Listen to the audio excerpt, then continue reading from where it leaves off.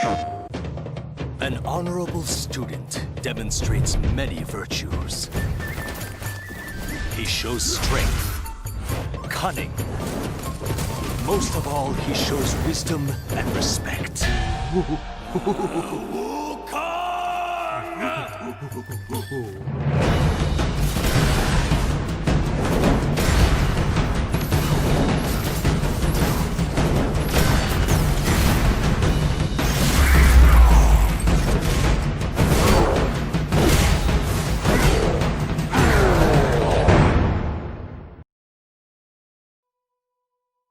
The heavy wind blew past the rock. The rock cracked, and a tiny hand reached down. Impishly smiling, a small stone baby monkey appeared. What is it? A demon? A deity?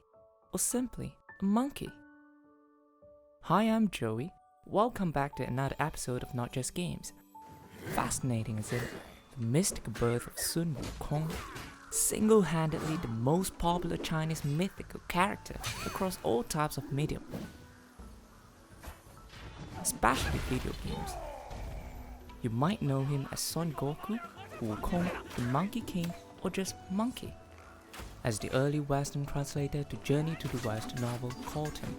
Sun Wukong's personality and antics are so colorful he outshines the main protagonist of the novel itself, monk Tang Sanzang. The 16th century Chinese novel depicts the journey of Tang Sanzang and his companions to the West, today's India, to retrieve Buddhist sutras from Buddha himself and bring them back to China. Demons are hot on the trail, trying to get a bite of Tang Sanzang in a bid to taste an eternal life for themselves. And this is where Sun Wukong proves to be super handy, for he is a warrior, a trickster, and wait. Wasn't he a demon himself? Yes, he is. But he will not eat Tang Sanzang, for he is 5 times more immortal than your generic immortals. Let us backtrack to the beginning, right after his birth. The humanoid Wukong grew among Mount Huakuo's monkey tribe. Gregarious and courageous, Wukong was acknowledged as the Monkey King when he took up a dare to jump behind a waterfall and discovered its source. Wukong's carefree days were cut short when his dear old monkey friend died. He tasted the sorrow of death and vowed to find a way to escape it. Thus, Wukong set out on his first journey to find a master that can teach him the secrets of eternal life. He arrives at an island where coincidentally a mystical Taoist immortal named Subhuti resides. After years of persuading and coaxing, Subhuti finally accepted Wukong as his disciple. Wukong's first level of immortality was through advanced Taoist practices learned from his master. He also learned the 72 earthly transformation techniques, where he can change himself into anything he desires. Smite Sun Wukong possesses this ability. He could transform into a hawk, a tiger, and an ox. Each animal form is useful for escape, attack, and attack and defend function. A more diverse transformation can be done by Dota 2's Monkey King.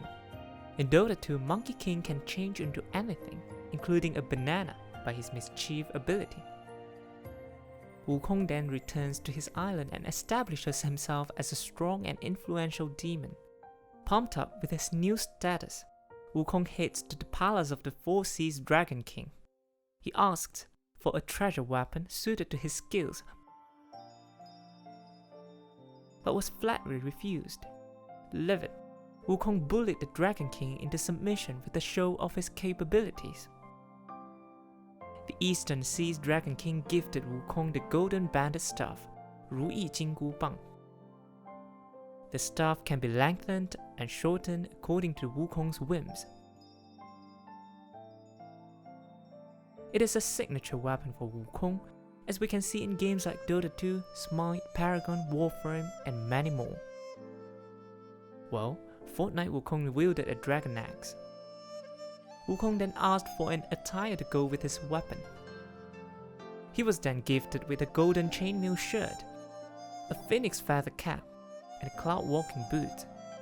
The golden chainmail is Wukong's staple regalia in every video game he appears in.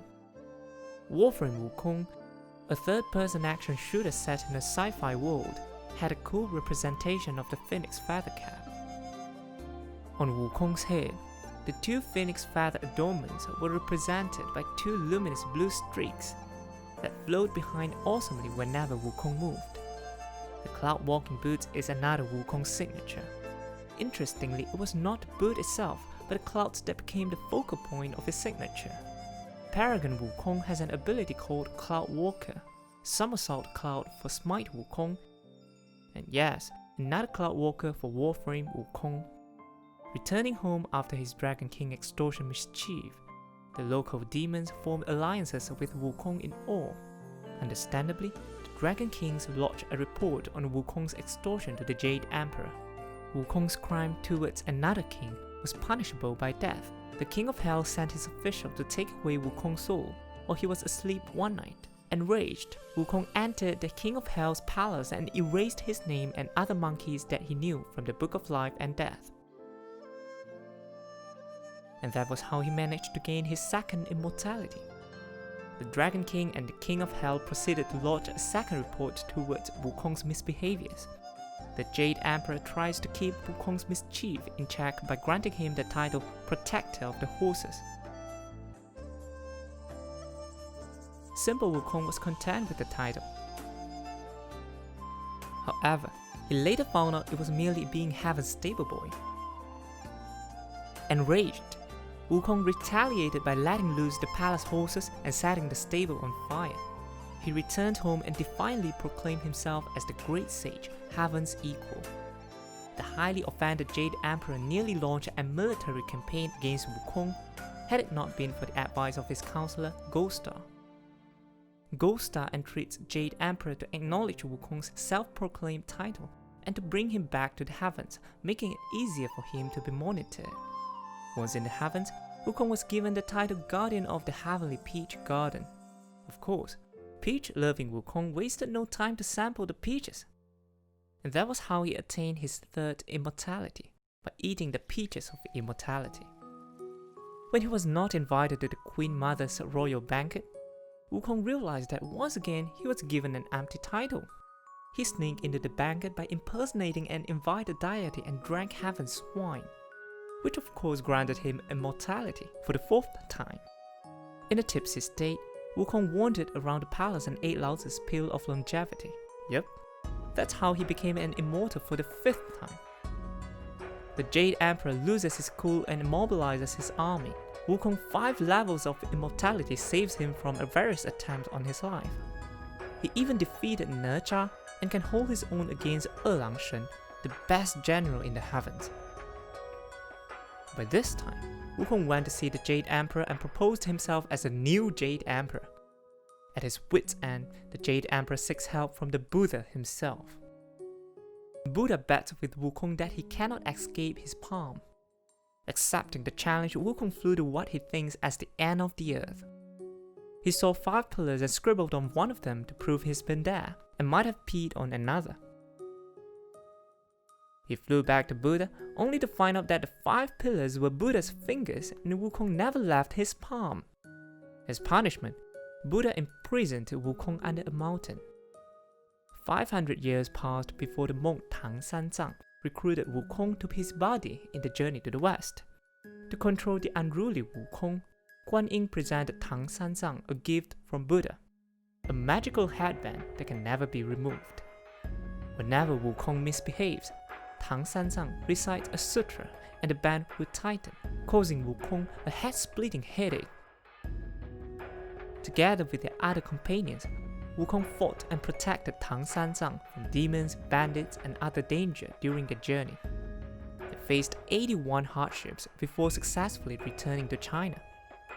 Wukong learned about Buddhism and virtues during his journey to the west. Upon returning home, Wukong was granted Buddhahood to commemorate his strength and services. A happy ending for a thrilling adventure. There you have it, folks, the illustrious adventures and misadventures of Sun Wukong the Monkey King. His exploits are your classic bad boy turned good, a fail-proof recipe for good gameplay. It won't be boring with Wukong around. Until next time, see you!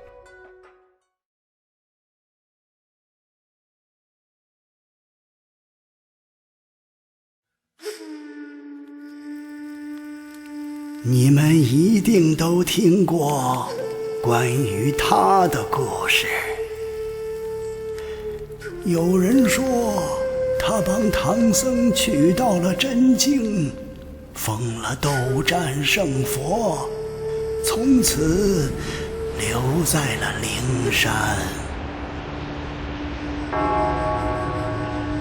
也有人说，那个成佛的根本不是他，真正的他早就死在了西行路上。